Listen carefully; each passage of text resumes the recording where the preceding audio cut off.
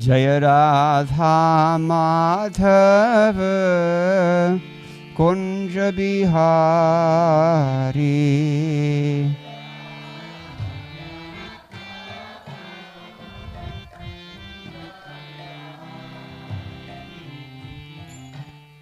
Radha Madhava Kunja Bihari.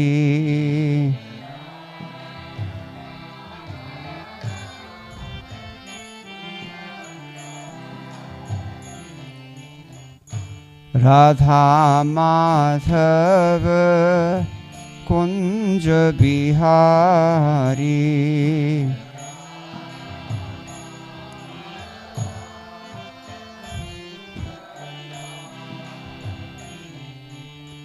Radha Madhava Kunja Bihari.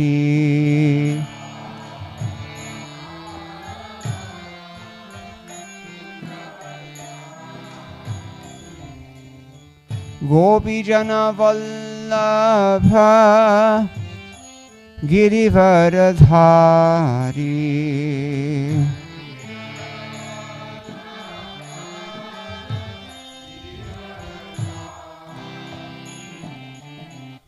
Gopijana Vallabha Girivaradhari.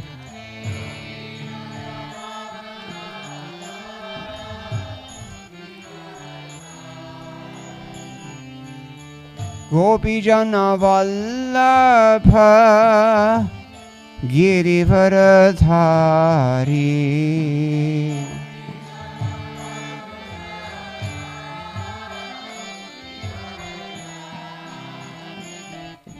Gopijana Vallabha Girivaradhari.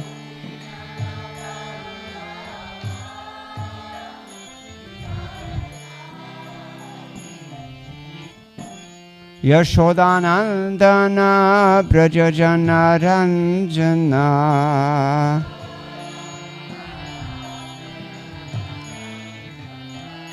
Yashodanandana Brajajana Ranjana.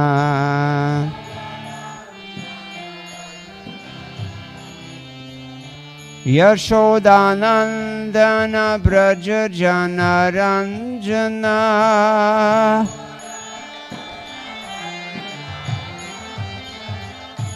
Yashodanandana Brajajana Ranjana.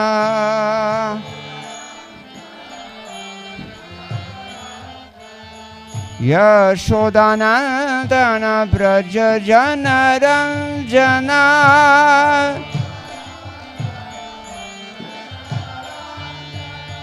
Yashodanandana Brajajana Ranjana.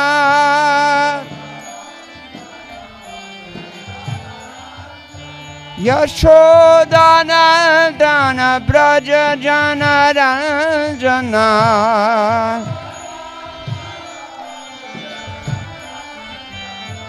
Yashodanandana Brajajana Ranjana.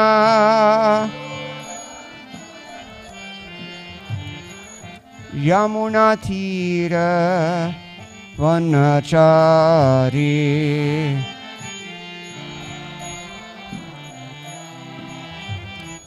Yamuna Tira Vanachari.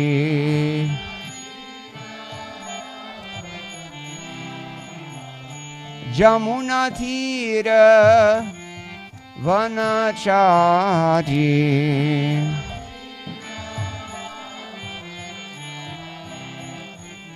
Yamuna Tira Vanachari.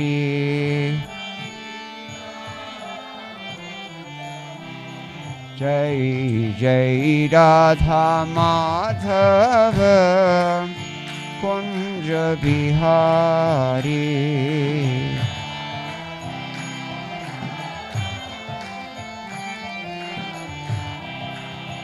Jai Jai Radha Madhava Kunj Bihari.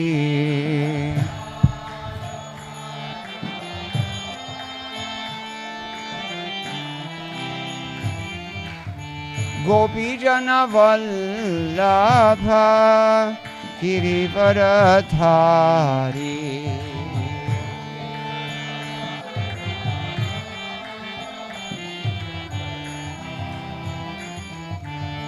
गोपी जन वल्लभ गिरिवरधारी।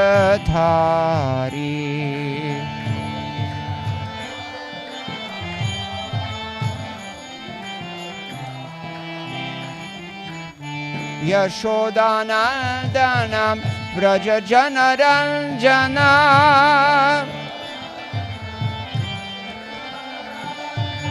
यशोदानंदन व्रज जनरंजन।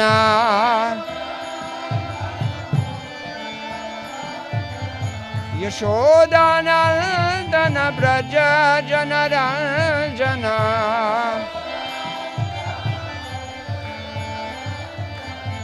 यमुना तीरवनाचारी।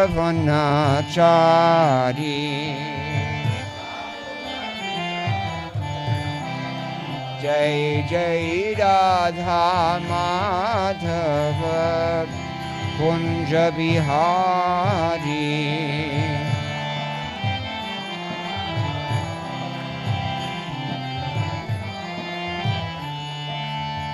राधा माधव कुंज बिहारी।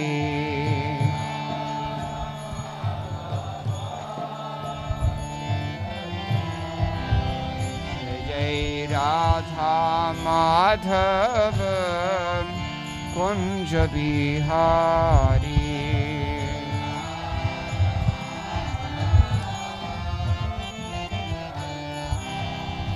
जय जय राधा माधव कुंज बिहारी।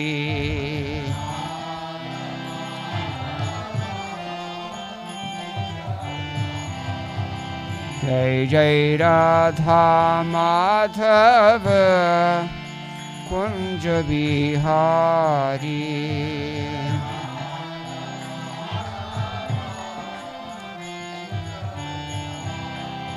जय जय गौर प्रेमानंदी हरि हरि बोल। जय ओम विष्णुपद परमहंस प्रभुजिगाचार्य अष्टोत्तरशत श्री श्रीमद श्रील अभय चरणारविंद भक्ति वेदांत स्वामी महाराज श्री प्रभुपाद की जय। अनंत कोटि वैष्णव वृंद की जय। Don't need it. नामाचार्य Srila Thakur Haridas की जय। प्रेम से कहो श्री कृष्ण चैतन्य प्रभु नित्यानंद श्री अद्वैत गदाधर शिवासादि गौर भक्त वृंद की जय। श्री श्री राधा कृष्ण गोप गोपीनाथ श्याम कुंद राधा कुंद गिरि गोवर्धन की जय। वृंदावन धाम की जय। नवदीप मायापुर धाम की जय। गंगा देवी की जय। यमुना माई की जय। भक्ति देवी की जय। तुलसी रानी की जय। समवेत भक्त वृंद की जय। श्री हरि नाम संकीर्तन की जय। ग्रंथराज श्रीमद् भागवतम की जय। इस्कॉन बीबीथी संस्थापक आचार्य श्री प्रभुपाद की जय। गौ प्रेमानंदे। All glories to the assembled devotees. All glories to the assembled devotees. All glories to the assembled devotees. All glories to Sri Sri Guru and Gauranga. Jai Shri Prabhupada.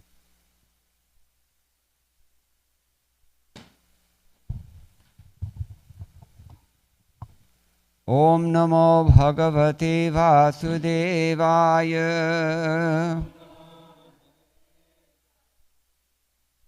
Om Namo Bhagavate Vasudevaya. Om Namo Bhagavate Vasudevaya. Narayanam Namaskritya Naram Chaiva Narottamam Devim Saraswatim Vyasam Tato Jayamudirayet. नष्टप्रायेषु अभद्रेषु नित्यं भागवत सेवया भगवत्युत्तमश्लोके भक्तिर्भवति नैष्ठिकी कृष्णे स्वधामोपगते धर्मज्ञानादिभिः सह कलौनष्टदृशामेष पुराणार्को धुनोदितः Grantaraj, Srimad Bhagavatam, Canto 7, Chapter 9, text number 8. And we'll go on and read until, I think, text number 11 today. Is it? Or 10? I think 10. So we'll begin with text number 8. Yeah. This is the beginning of Prahlad's prayers to Lord Nrsimhadev. Wonderful section of the Srimad Bhagavatam. Very favorite. So hopefully this microphone will cooperate. It's like devotees, you don't really notice that you're slipping. It's very slow, very imperceptible, but it's happening. And then, yeah, maybe. Okay. All right, so Shri Prahlad Uvacha Brahma Adayah Suraganaha Muniyah Atha Siddhaha Sattva Ekatana Gatayah Vachasam Pravahaihi Na Aradhitum Purugunair Adhuna Api Pipruho Kim Toshtum Arhati Sab Me Harihi Ugrajatehe Shri Prahladuvacha Brahmadaya Suragana Manayotha Siddhaha Sattvaikatana Gatayo Vajasam Pravahaihi Naradhitum Purugunair Adhuna Pipiprohom Kim Toshtumarhati Same Harirugrajatehe Brahmadaya Suragana Munayotha Siddhaha Sattvaikatana Gatayo Vajasam Pravahaihi Naradhitum Purugunaidadhuna Pipiprohom Kim Toshtumarhati Same Harirugrajatehe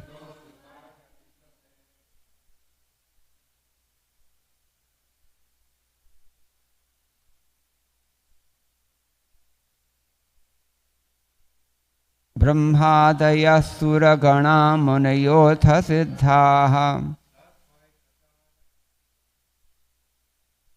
Tattvaikatana Gatayo Vajasam Pravahaihi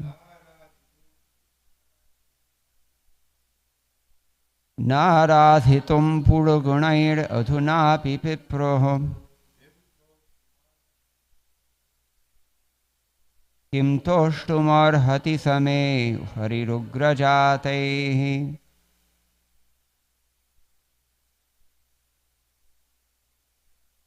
Brahmadaya Suragana Manayotha Siddhaha Vaikatana Gatayo Vajasam Pravahaihi Naradhitam Purugunair Api Viproho Kim Toshtumarhati Same Harirugrajatehe Shri Prahlad Uvacha Brahmadaya suraguna punayopta siddhaha Tatvaikathanagatayo vachasam pravahaihi Naradhitum purugunair dhunapi pipruho Kim toshtamarhati same harigrajate. You know what I just realized? I think I was told to chant text 10, right? Or anyway, oh yeah. So I'm just going to read the translations then and we'll go on. We have Prahlad Maharaj prayed, how is it possible for me, who have been born in a family of asuras, to offer suitable prayers to satisfy the Supreme Personality of Godhead? Even until now, all the demigods headed by Lord Brahma and all the saintly persons could not satisfy the Lord by streams of excellent words, although such persons are very qualified, being in the mode of goodness. Then what is to be said of me? I'm not at all qualified. Please repeat. Well, no, we'll just read. Purport. A Vaishnava who is fully qualified to serve the Lord still thinks himself extremely low while offering prayers to the Lord. For example, Krishnadas Kaviraj Goswami, the author of Chaitanya Charitamrita, says, Jagai madhai haite muishe papishto, purisher kita haite muishe logishto. Thus he considers himself unqualified, lower than the worms in stool, and more sinful than Jagai madhai. A pure Vaishnava actually thinks of himself in this way. Similarly, although Prahlad Maharaj was a pure exalted Vaishnava, he thought himself most unqualified to offer prayers to the Supreme Lord. Mahajano yena gatassa pantha. For every pure Vaishnava should think like this. One should not be falsely proud of his Vaishnava qualifications. Sri Chaitanya Mahaprabhu has therefore instructed us, Tranarapi sunichena tarovir ivasihishnana amanina manadena kirtaniya sadaharihi. One should chant the holy name of the Lord in a humble state of mind, thinking oneself lower than the straw on the street. One should be more tolerant than a tree.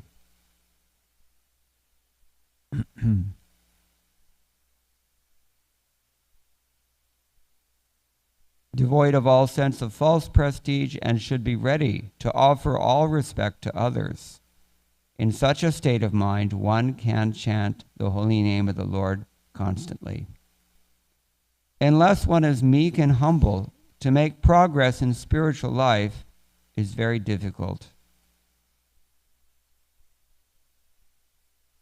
Om Ajnana Timarantasya Jnananjana Shalakaya Chakshuran Militam Yena Tasmai Shri Gurave Namah Mukam Karoti Vachalam Pangam Langhayate Girim Yat Kripatamaham Vande Shri Gurum Dinataranam Vanchakalpatarupyascha Kripa Sindhubhya Evacha Patitanam Bhavanebhyo Vaishnavebhyo Namo Namah. This is something we see again and again and again, particularly in the prayers of Prahlad Maharaj. He's really conscious of his birth. We're not. He is. That's the difference. One difference at least. And here we have a kind of like a periodic sentence. Unless one is meek and humble, to make progress in spiritual life is very difficult. Sometimes the things that Srila Prabhupada says are really understated. This is one of those things. Okay, the commentaries are very vast, but we don't have much time. I can share what Vishwanath Chakravarti Thakur says, because he usually sums up everyone else. O remarkable Lord, it is hard to understand what quality you see in me, that you are so merciful. Possessing sattva is not the cause of your mercy. That is to say, if somebody's sattvic, that doesn't mean you're necessarily going to get Krishna's mercy. What then to speak of a person possessing tamas? The devatas and sages' minds are completely immersed in sattvic dharma, jnana, and austerity. we are immersed in adharma, ajnana, and material enjoyment. Ekatana means exclusive tendency, according to Amara Kosh, that's a dictionary. And simply praising you is not a cause of your mercy. Simply praising you is not a cause of your mercy. They praised you with streams of words, which were fresh, cool, sweet, and pure like water, and which were embellished with ornaments and literary suggestions, purugunaihi. But they were not able to make you satisfied with them, aradhayatum. You are satisfied with me, though I'm born in a family possessing great tamas, ugrajatehe. This word ugrajati means from an ugly womb. This is Prahlad's great qualification. Okay, text 9. Manye dhanabhijana rupatapa shrutau jasteja prabhava balapaurusha buddhi yogaha narathanaya hi bhavanti parasya pungso bhaktya tutosha bhagavan gajayuthapaya. Prahlad Maharaj continued, one may possess wealth, an aristocratic family, beauty, austerity, education, sensory expertise, luster, influence, physical strength, diligence, intelligence, and mystic yogic power. But I think that by all these qualifications, one cannot satisfy the Supreme Personality of Godhead. However, one can satisfy the Lord simply by devotional service. Gajendra did this, and thus the Lord was satisfied with him. Purport by His Divine Grace A.C. Bhaktivedanta Swami Srila Prabhupada. No kind of material qualification is the means for satisfying the Supreme Personality of Godhead. As stated in the Bhagavad Gita, only by devotional service can the Lord be known. Bhaktyamam abhijanati. Unless the Lord is pleased by the service of a devotee, the Lord does not reveal himself. Naham prakasha sarvasya yogamaya samavrataha. This is the verdict of all Shastras. Neither by speculation nor by material qualifications can one understand or approach the Supreme Personality of Godhead.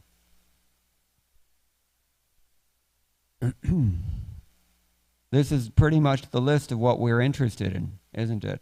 Wealth, aristocratic family, intelligence, health. That becomes really relevant the older you get. And, all these things. Prestige, career, adi. And the irony is that it seems like sometimes these things do allow us to gain the mercy of the Supreme Lord. Who can tell me of an example of that? Ambarish Maharaj, okay. What was his material qualification by which he preached? Yet he gave it all up, right?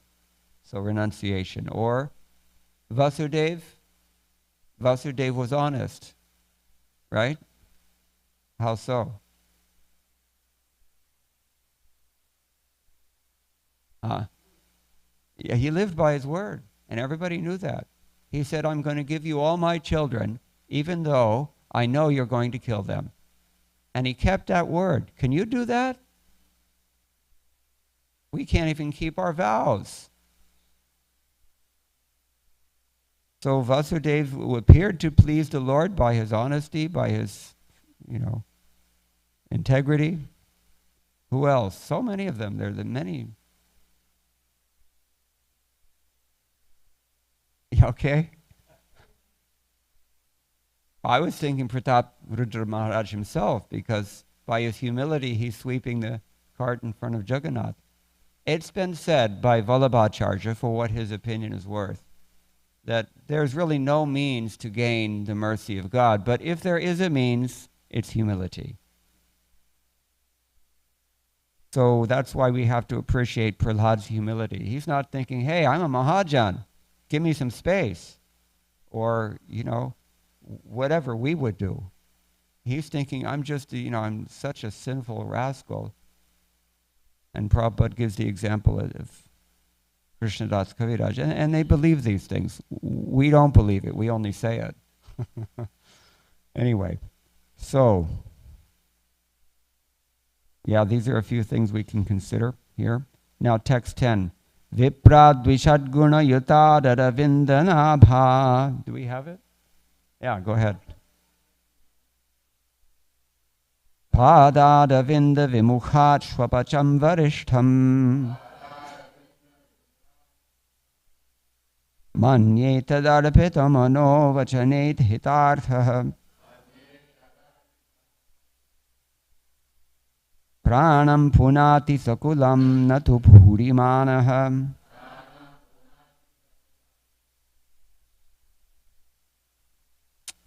Viprat. Then a Brahmana, Dvishat Guna Yatat, qualified with 12 Brahminical qualities. Aravindanabha, Lord Vishnu, who has a lotus growing from his navel. Pada Aravinda, to the lotus feet of the Lord. Vimukhat, not interested in devotional service. Shwapacham, one born in a low family, or a dog eater. Shwapacha, anybody know what it means literally? Shwapacha. Shwam pachati. Yeah, no, he cooks dogs. He cooks dogs. Know anybody who cooks dogs? If you live in China, you will. They had to watch everybody's, every neighbor had to really watch out for their dog during COVID because people were stealing dogs and eating them. So that's called shwapacha. Yeah, lowborn. By extension, but logically it means lowborn. Vadishtam, more glorious. Manye, I consider. Tad arpita, surrendered unto the lotus feet of the Lord. Manaha, his mind. Vachana, words. Ihita, every endeavor. Literally means everything you want to do, because you can't get what you want unless you endeavor.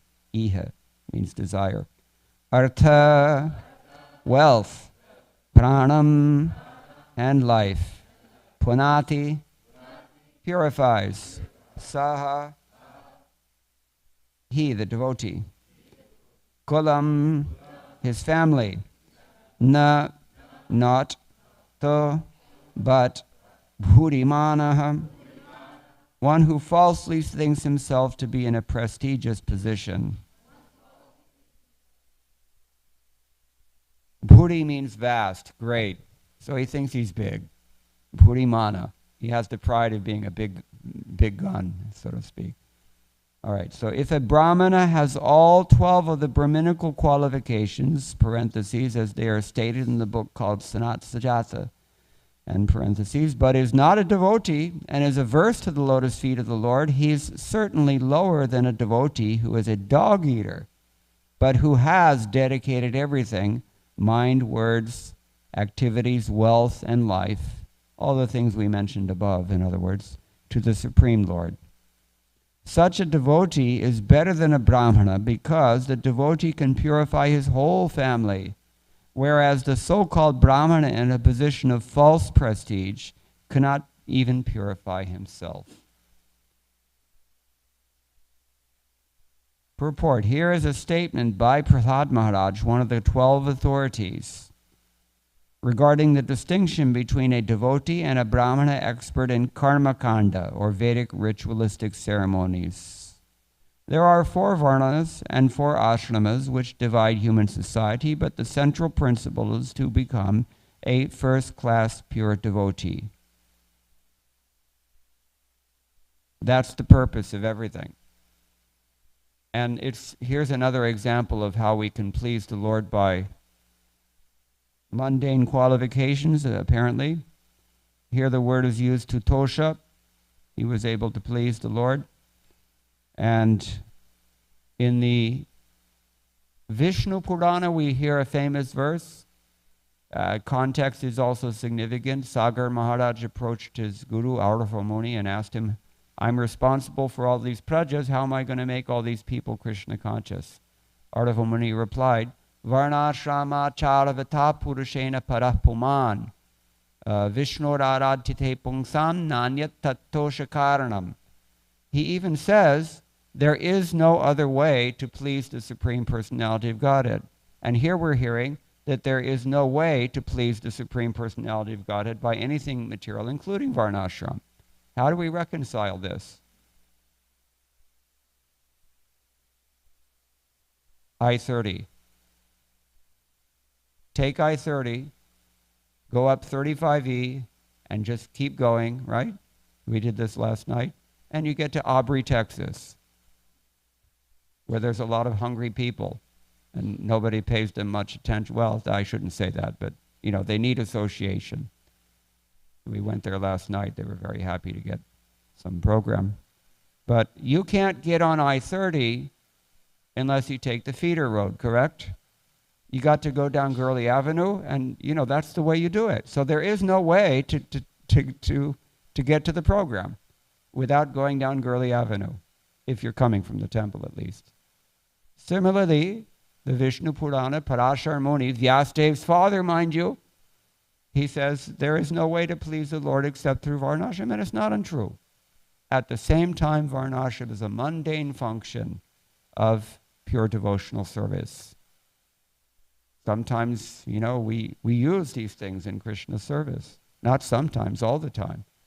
Because there's no such thing as pure theory in action. Once it's in action, it's no longer pure theory. It's applied. And if you're a Mayavadi without any interest in devotional service, then the only way you can apply your theory is by becoming mundane again, which is exactly what they do. They open hospitals, they do an eye camp or something, this and that. But devotional service, although it is external, it was Chaitanya Mahaprabhu says bahya in regards to Varnashram in particular. Although it's external, still it's completely spiritual when it's offered to the lotus feet of the Lord. How do we know this? What's one reference from Bhagavad Gita that proves this? Chapter 4, I'm giving you a hint. Brahmarpanam brahma havir brahmagno brahmanahutam brahmaiva tena gantavyam brahma karma samadhina. There Krishna says, whatever the ghee you're offering in the sacrifice, the fire of the sacrifice, the grains you're offering in sacrifice, the huti itself, everything is spiritual when it's offered to the Supreme Lord. But ghee is mundane. Grains are also mundane. We have no access to devotional service except through the use of mundane things. But when we do engage those things in devotional service, they're no longer mundane. Just like a pure devotee, his body is not considered to be mundane. That's why we don't burn a pure devotee's body. We give him samadhi. Because his body purifies the earth. Red hot iron rod. This is the idea. All right. So we're talking about mundane qualifications and how you cannot please the Lord by these things. There's a good deal of purport here, which we can read, but we should note this, that, I'll just continue.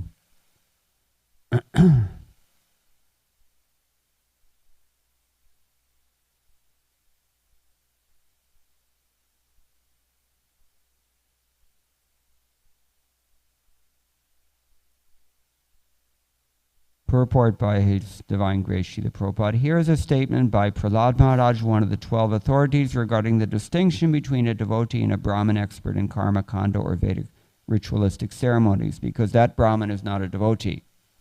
If he's a Vaishnava, then it's okay. There are 4 varnas and 4 ashramas which divide human society, but the central principle is to become a first-class pure devotee. It is said in Hari Bhakti Sudhodoy, Bhagavad Bhakti Hinasya Jatihi Shastram Japas Tapaha Apranasya Iva Dehasya Mandanam lokaranjanam.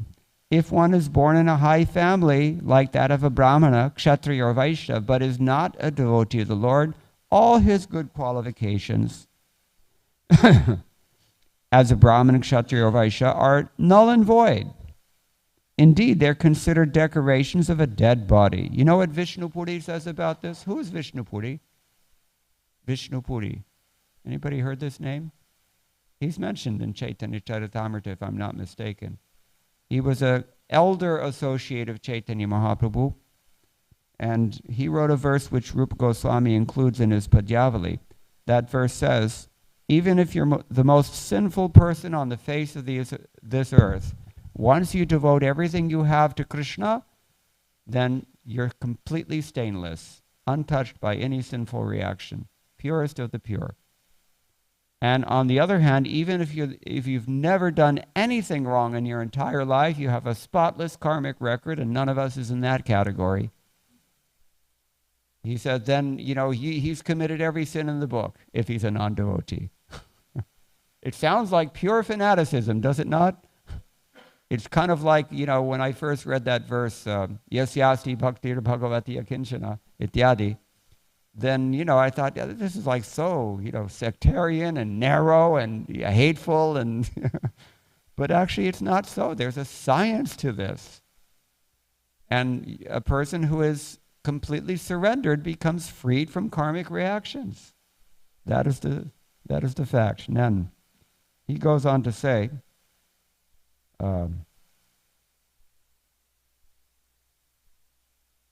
Prabhupada goes on to say, in this verse, Prahlad Maharaj speaks of the Vipras, the learned Brahmanas.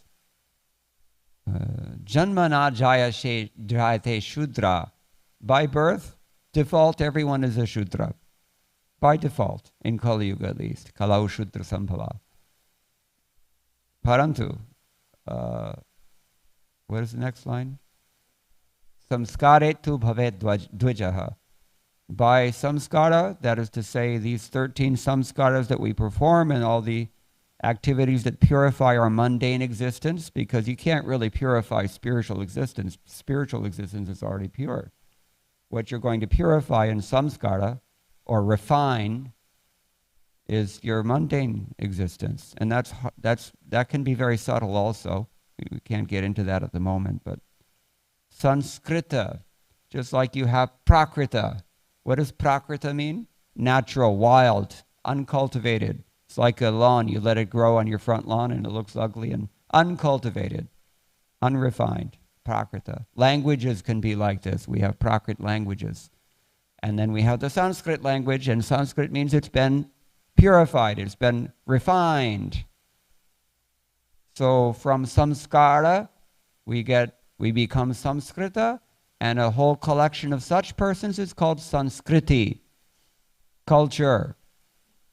All right, so, but here he's saying that even if you're born in a high family and you have all the culture in the world, but if you don't surrender at that point, you have to keep reinvesting in God. This is the point.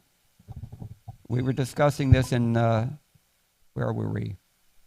San Jose the other day. And from chapter 17, texts 1 through 4 or 5, Krishna talks about faith. There are two kinds of faith. You can have swabhavaja shraddha, that is the faith that is born of your nature, whatever that may be in this world. And that's what Prahlad is afraid of in these verses. He's thinking, hey, I've got ugra jati, so I must have ugra faith as well. But it's not like that in his case. He's special. But it is like that in our case. So, Shastra Janya Shraddha is the other kind of faith that Baladev Vidyabhushan addresses in his commentary. He says, that only comes when you invest your volition in satsanga, sadhu sangha, and you undergo the rigors of sadhana bhakti. You follow all the Vaidhi sadhanas that are given in the nectar of devotion, and you become purified. The point we were making is that a car can still run if the gas tank is empty. If there's some fumes in there, it will go for some time. And this is what it's like when Indians come to America. A lot of you are Indians, so I'm reminding you. You have to keep reinvesting. You have to put something in the gas tank again. It's not enough just to go by what you think you are or what you think you know or what you've brought with you to this planet. You don't reinvest in the process of samskaranam. And then you will be taken down by the modes of nature because it always happens. Sangat sanjayate kamaha.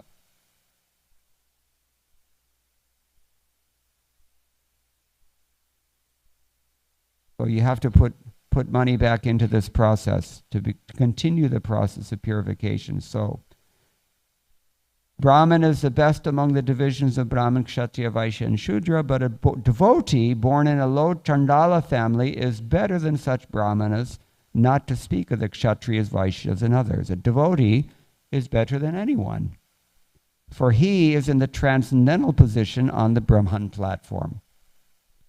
We've discussed already, you can't have pure theory in this world, and you do have to act in this world. Krishna says that, right? Anybody know the verse? Sharira yatrapi chatena prasiddhera karmanaha. You can't be successful in any endeavor. There is no endeavor that is purely theoretical.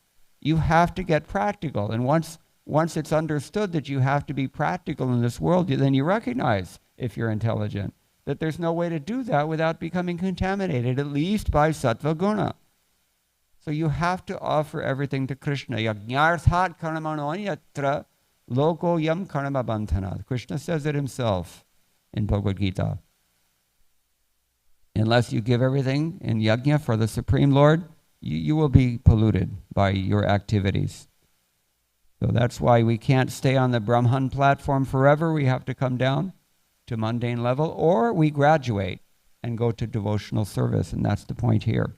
That is why Prabhupada says a devotee is better than anyone, for he is in the transcendental position on the Brahman platform. Mam chayova bhicharena bhakti yogena sevate sagunan samatityaitan brahmabhuyaya kalpate. One who engages in full devotional service and who does not fall down in any circumstance at once transcends the modes of material nature and thus comes to the level of Brahman. That's from 14.26 in Bhagavad Gita. The 12 qualities of a first-class Brahmana. Because what is a Brahmana?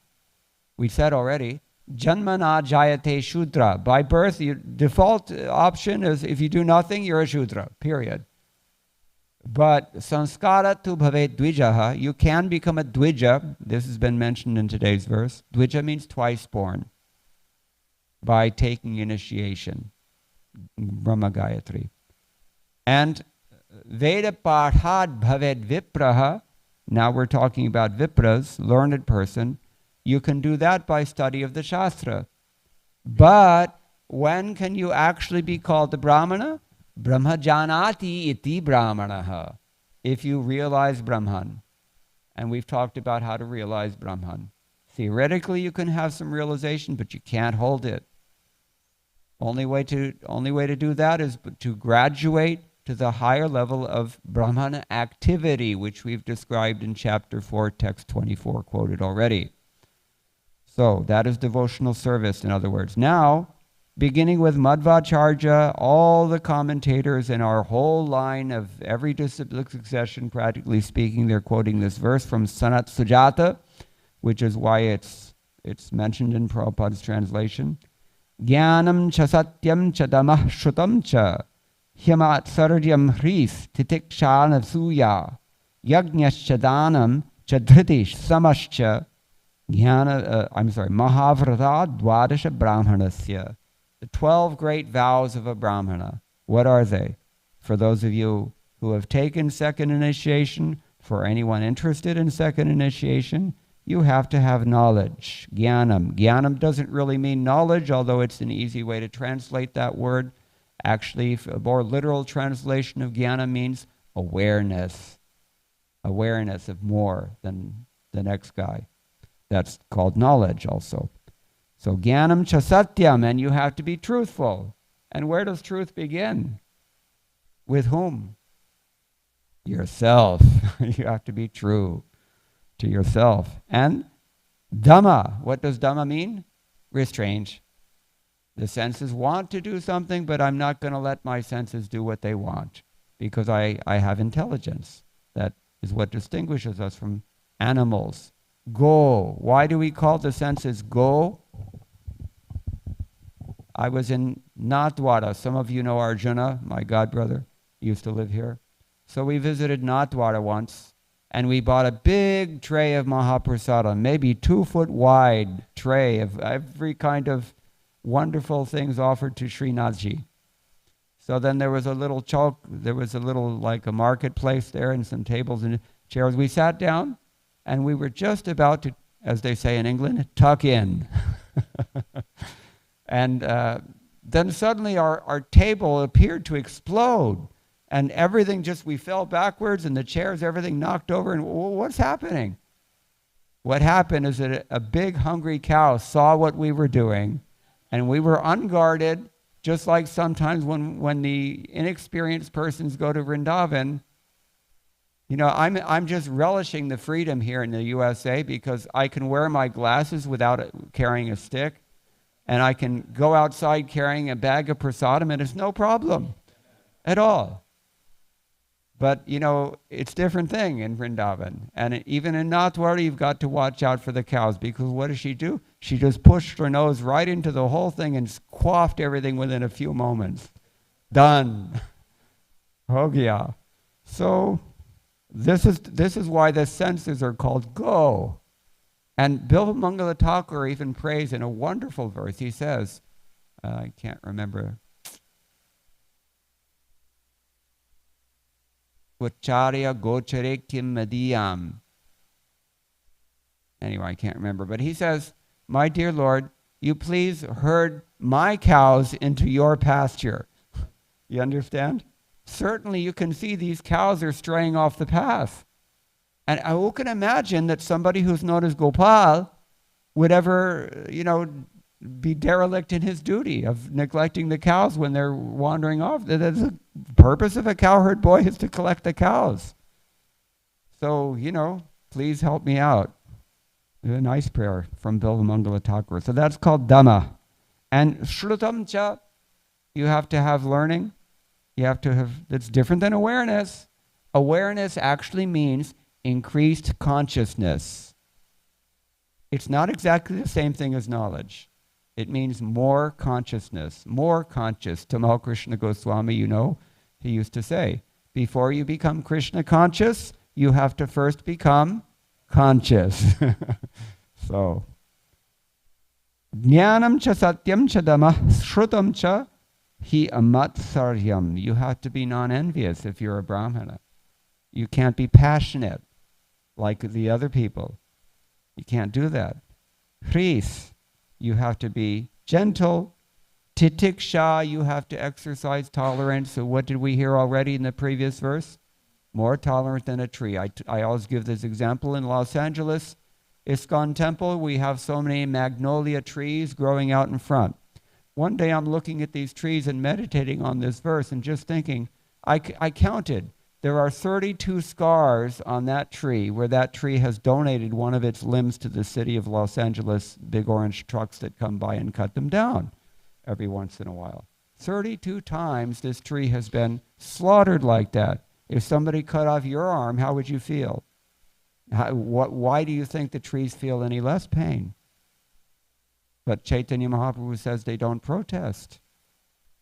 So that's called titiksha. And anasuya, I mean, the distinction between amatsarya and anasuya is something maybe subtle. I would have to look this up and see, actually. But yajñascha, you have to be always engaged in sacrifice. Just like, yeah, anyway, devotees are engaged in sacrifice. Dhanam, don't forget charity. Your money, all of your assets, it's actually meant to be enjoyed by the brahmacharis and the sannyasis. Bhagavatam 11th canto says this. And dhriti, what does dhriti mean? Yeah, you're solid. Nishtha, you're not going to give up. And shamascha, that means you're peaceful. Even if you can do all these other things, to also have a peaceful mind, that's the fruit of no small endeavor. These things come after a long, long time of punya. This is why Krishna says in chapter 7, text 28 of Bhagavad Gita, Yesham tuantagatam papam jananam punya karmanam te dvandva moha nirmukta. All the dvandva moha that clouds our minds like a computer desktop cluttered with too many icons. You know, our minds are full of everything except what it should be full of. And so, you know, we become full of all these mundane conceptions of life, and that includes all the anasuya and all the matsarya and all the desires and all the passion. But you can't be like that. You have to be shama if you're a brahmana. Now, Mahavrata, Dvarsha Brahmanasya. These are the 12 great vows taken by the brahmanas. Usually when we hear words like Brihad Vrata and here it's stated Mahavrata, anybody know where Brihad Vrata is mentioned? Canto 2, chapter 6, text number 20, it said, those who take the Brihad Vrata, they go back to Godhead. Other people, not necessarily. What is that Brihad Vrata? Such a big vow. Such a big vow that when one kshatriya took that vow, the heavens thundered with the name Bhishma. Brahmacharya. Celibacy. For men, not for women. For women, what do they have instead? Chastity. Pativrata. Pativrata. What does that mean? Here we have Mahavrata for the men. Control yourself. Mahavrata for the women. Fix your mind on your husband only. This is the tradition. So, and now Prabhupada, as he characteristically does in his purport, he brings it right down to ground level, and he talks about ISKCON. So he says, the European and American devotees in the Krishna consciousness movement are sometimes accepted as brahmanas. Sometimes. Usually, I have to say. But the so-called caste brahmanas are very much envious of them. Yes, it's true. I've met them. In answer to such envy, the Prahlad Maharaj says that one who has been born in a Brahmana family but is falsely proud of his prestigious position cannot even purify himself, not to speak of his family. Whereas if a Chandala, a low-born person, is a devotee and has fully surrendered unto the lotus feet of the Lord, he can purify his entire family. We have had actual experience of how Americans and Europeans, because of their full Krishna consciousness, have purified their whole families. So much so that a mother of a devotee at the time of her death inquired about Krishna with her last breath. Anybody know who this is? Mahatma's gone now. He would have known. Yeah? No. I don't know, maybe. But I think it was, what is his name now? Pundarika from Chicago. Anyway. The foolish accuse a devotee of following the principle of escapism, but actually the fact is that a devotee is the right person to elevate his family. A devotee engages everything in the service of the Lord, and therefore he is always exalted. So we have to take care of our parents also when we're old, and we have to elevate them. I did that with my mother, and when she passed away, I never could have imagined that she would have such an auspicious departure from this world. She was lying next to the Shalagram Shila. She had tulsi leaf on her tongue. We had sprinkled Braj Kiraj all over her body. And last thing she ate was sandesh offered at Balya Bhoga before Mangalarti to Rukmini Dwarkadish. And she was hearing kirtan. My wife and I were sitting in the hospital. Practically, we were camped out there for 3 days, nonstop, taking shifts, doing kirtan there. All the Filipino nurses, because every nurse in Southern California is Filipina. So they're all saying, it's very holy atmosphere in here. And if you have a bell near someone who's dying, that's also considered to be auspicious. We had, Pankajangri had done some Narasingha Puja in Mayapur. Giriraj Swami, he was also praying. And we knew what time she was leaving because we consulted the Pandit. And yeah, so she had a wonderful, very peaceful, smiling, no problems at all. At least she left this world. So only because, see, I came from Govardhan in 2006. I just thought I'm going to visit my mother. Long time I haven't seen her. So I took a suitcase, two weeks worth of supplies I took to America. And I went to visit her. But when I got there, I could see she actually was buri ho gayi. Just, she had become old and she needed help. Then while I was there, she had a massive stroke and heart attack. And she was comatose actually. And the doctor said she's got minutes to live, days to live, maybe. So you better have all your discussions now. Everybody came. I didn't have power of attorney. My sister did. But, it was heavy. She was in the hospital and comatose for quite some time, many months. Finally, she came out of it, but she had to learn how to talk all over again. She had to learn how to walk all over again. She didn't know if it was day or night for a good year. And, but hote, somehow or other gradually she became better, such that the doctor said, okay, she's convalescent now, you can take her home. But she's invalid, of course. And her memory was 3 days maximum. Anything within the last 3 days, she didn't know it. Older than that, fine. This is how it happens. Keep it in mind when you get old. You lose your short-term memory. Did I just brush my teeth or not? These things happen.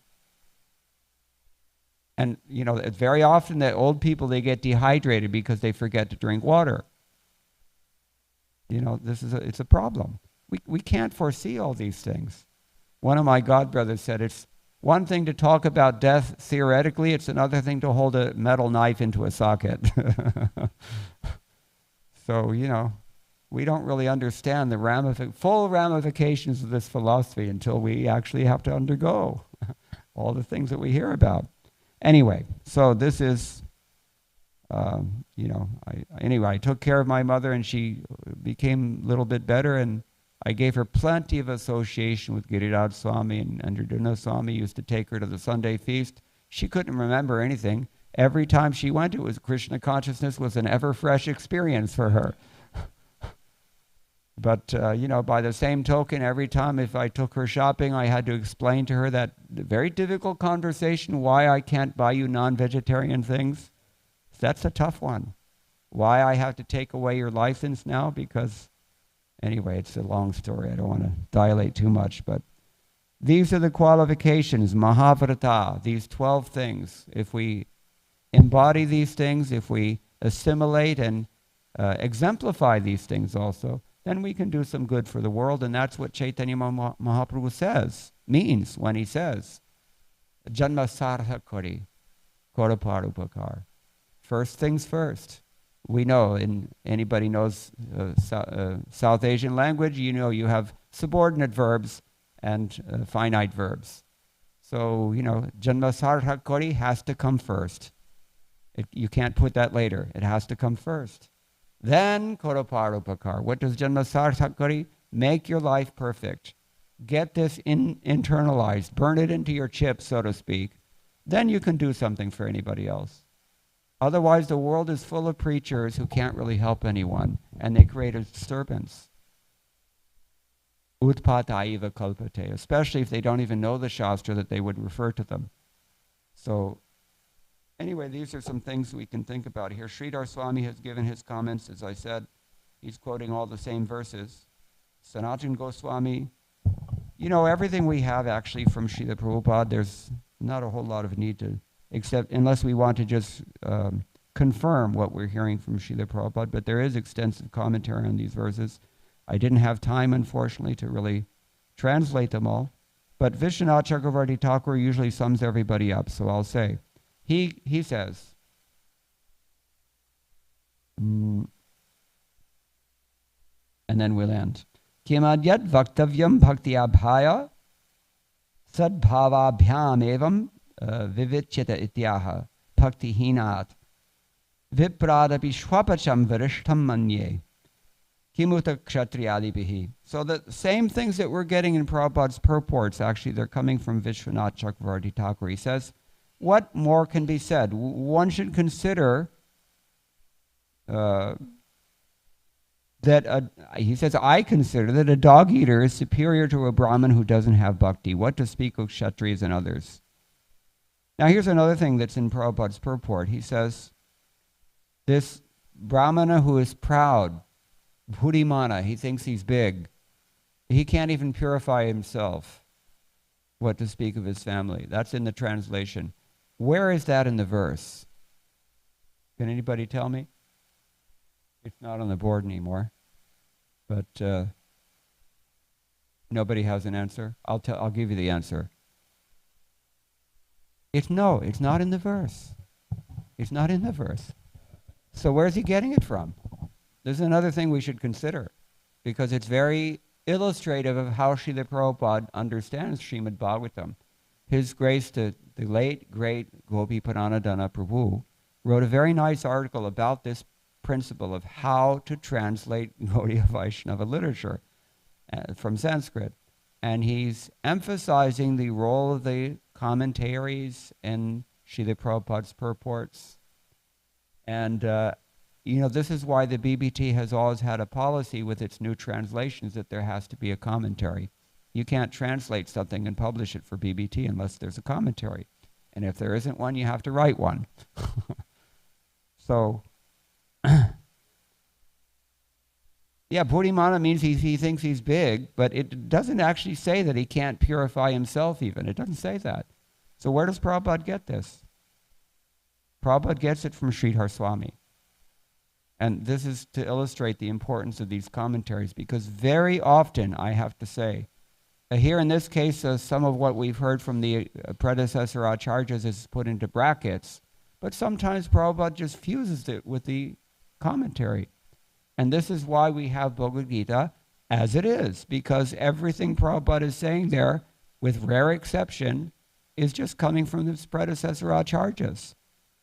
And that is the way that Krishna tells Arjuna in the Bhagavad Gita itself that the Bhagavad Gita has to be understood. Evam parampara prapsam ityadi. So, yeah, Sridhar Swami says that these qualities without bhakti produce only pride, all these 12 qualifications. If they're not given over to Krishna, you know what Krishna says in Bhagavad Gita, tad buddhayas, tad atmanas, tad nishtas, tad parayana ityadi. Everything you have to give it up for Krishna. So, yeah, Sridhar Swami says, the dog eater who has offered his mind, actions, and wealth, and words, and life, adi adi, to the Lord is superior. How is he superior? He purifies his whole family, whereas a person who is respected by the people does not even purify himself. You can get respect, my friends. Many of us do. But do you deserve respect? That only Krishna can judge. And we hear from the Shruti mantra, Nayamatma. What is the verse, anybody? Pravachanena labhya, yes. Just by giving a brilliant lecture doesn't mean you're Krishna conscious. And just by having these 12 qualifications doesn't necessarily mean you're advanced. Even if you're striving to become a devotee, you have to be a little humble about this. That, maybe I have some, by my past karma, and it may have something that people respect and think is Krishna conscious, but it's not necessarily so. Sometimes our congregational members are more advanced than we are. So, these are the things we can think about. There's so much more that we could say about these verses. Every one of them has extensive commentary. There's just not enough time to talk about it. In my opinion, it would be better to discuss one verse per day. But anyway, these are a few things we can talk about. It's getting late, so I should stop now. But if anybody has any questions or any comments, we can talk maybe a little further.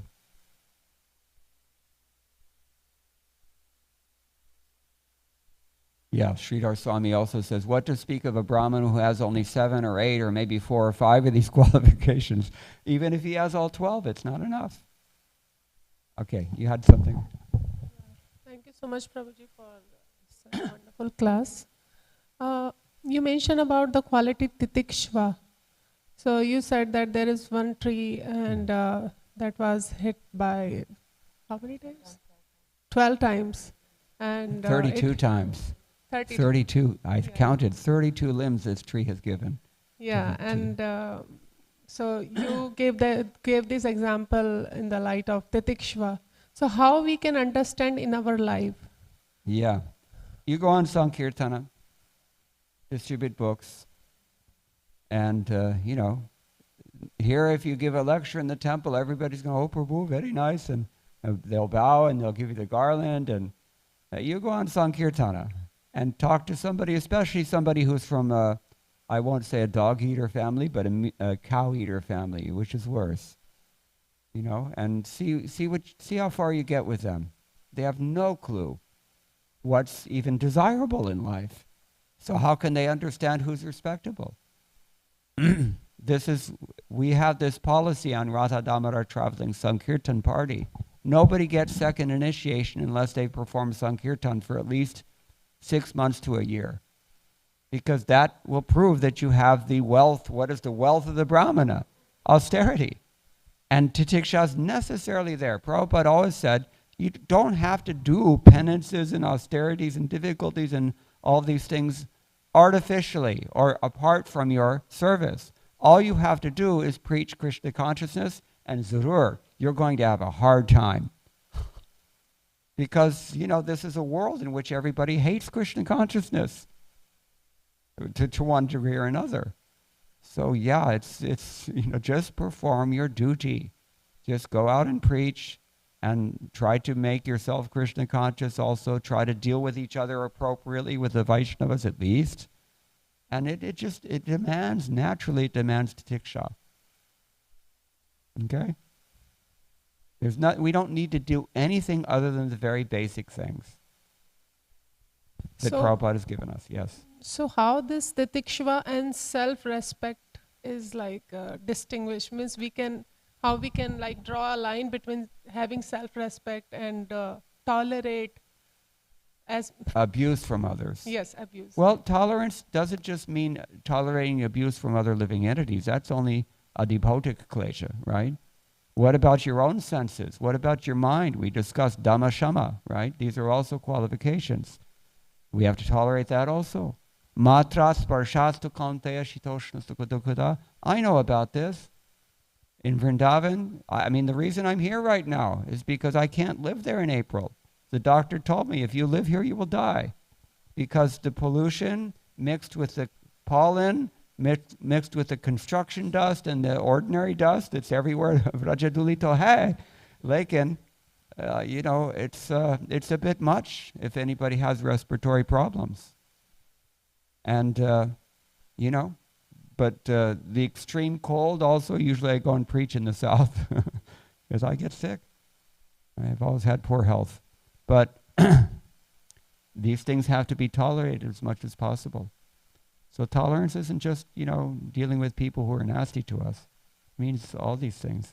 Sometimes we have to tolerate the instruction that we've been given. Sometimes the guru looks like our enemy. You know this, Nityananda Prabhu, correct? I tell this story all the time. I think everybody here knows. Guru may appear to be your enemy also. Why is this man checking me at every step? This is tolerance. Yeah, the intelligence is controlling this lower animal nature that we all have. What is the one poet said? He's praising flowers in his poem. And he says, you obey your seasons and times, but I would have it ever spring. No thought of death, nor ever even think of such a thing. This is, this is misuse of the human form of life. And it is the default in modern society. People assume this is what life is all about.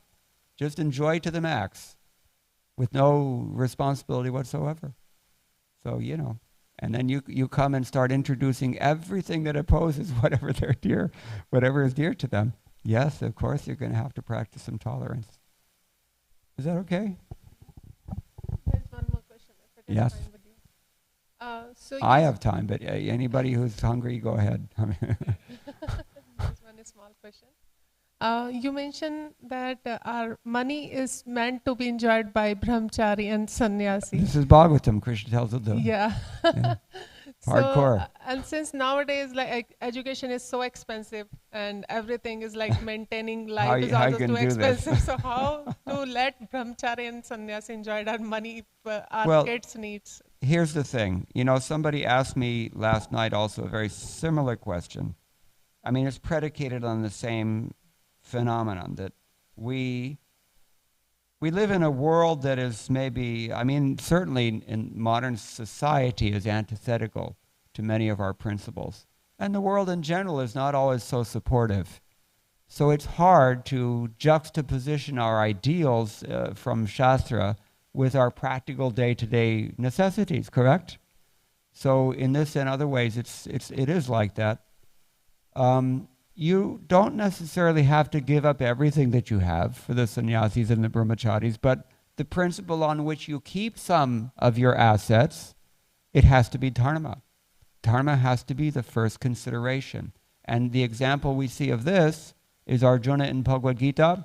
When he was confused about what to do in his material life, he's facing all of his friends and relatives, and he's supposed to fight with them and kill them. Can you imagine that? No, you can't. You've never had that experience, I assume. But the way he expressed his concern to Krishna was not with his own self-interest in mind. What did he say? If you were listening last night, I think I mentioned it. Or maybe I didn't, I don't remember. I've given so many lectures in the last month or so that they're all fused together. I don't remember where I am. Anyway, dharma samurha chetaha. He says, Krishna, this is me. Dharma samurha cheta. I'm totally bewildered about what to do. But the point for us to take here is that his concern was dharma. What am I supposed to do? He wasn't thinking about his sense gratification. I mean, in some ways, Prabhupada implies that. What use is the kingdom if there's no one to enjoy it with? So maybe it was mixed, or maybe it was supposed to appear mixed, but, at least he was able to frame his question in terms of dharma, because that has to be our primary concern. Now, why am I saying this? Because once dharma is our primary concern in life, then everything else becomes very easy to deal with. Why? Because dharma is black and white. It's in the Shastra. And Krishna says in the end of chapter 16, how do you determine what to do, what not to do? Ya Shastra, what is that? Tasmat Shastram Pramanam Te Karya Karya Vijanataha. Based on what the Shastra says. And the spiritual master is even better than that. Why? Because if something is not clear in the Shastra, who's going to explain it? The spiritual master will explain it. And you can ask questions, and he can interactive walking Shastra, you can say. So, yeah, this is why we have these things. Is that okay? All right, anything else? Yes. Hare Krishna Prabhu, thank you very much. I really like the point you made about how Ugra Jati leads to Ugra Shraddha, Ugra faith, because depending... you study chapter 17, first several verses, you'll see it. And we see that people born in materialistic families, they put their faith in money or in their education or material connections. They don't put faith in Shastra. They don't put faith in God and devotees. So think about the ramifications of this powerful statement that Krishna shares with Arjuna. Shraddhamayo yam purushaha. The living entity is made of his faith. That's what he is. We say anandamaya bhyasat, right? We're pleasure seeking, but Krishna says shraddhamaya bhyasat. He's chasing his faith always. People always do what they really believe in. That's why you don't necessarily listen to what people say. You listen to what they do. So shraddhamayo yam purusha. And if the yo yat shraddha sa eva sa, he continues the same idea that whatever your faith is, that's what you are. And conversely, whatever you do, that's what your faith is. So it's something that we have to give more thought to. I said this last night. It's not enough. You can't skim through Prabhupada's books and get any real depth out of them that way. It doesn't help much. You have to think about what Prabhupada says. And if you're ready to do that, only a sattvic person can do that, actually. Only that person can be, shama in his mind enough that he can actually think deeply about what's being presented in Prabhupada's books. Every single sentence is such a tour de force that, it's amazing sometimes. Dharma was telling me, he's reading with a friend now, and he says just his experience of the potency of sadhu sangha is that the same purport that he might have slept through on his own, when he's reading with a friend, it opens up whole new vistas of, just pregnant with all possibilities, these purports. Wonderful, wonderful books of Srila Prabhupada. I'm always trying to encourage people should read these books, but so we have to think about Prabhupada's books, what they say, and then we get more out of them. And that's how it stays solidified in our own hearts, especially if we share what we hear with someone else. All right, I think it's time to go. Everybody's kind of gradually, one by one, the hungry ones are leaving, so. Thank you all very much. Thank you, Srila Prabhupada Ki Jai. Hare Krishna.